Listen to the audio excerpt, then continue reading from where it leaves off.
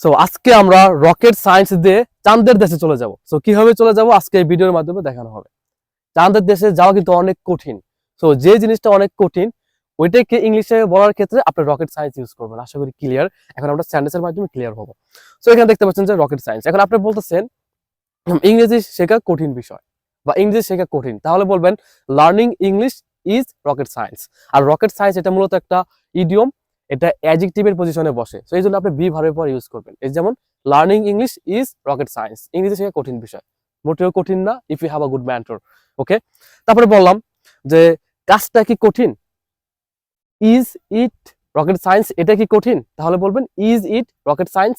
আচ্ছা, পরে বললাম যে এক্সামটা খুবই কঠিন ছিল, the exam was rocket science, মানে এক্সামটা কি অনেক কঠিন ছিল।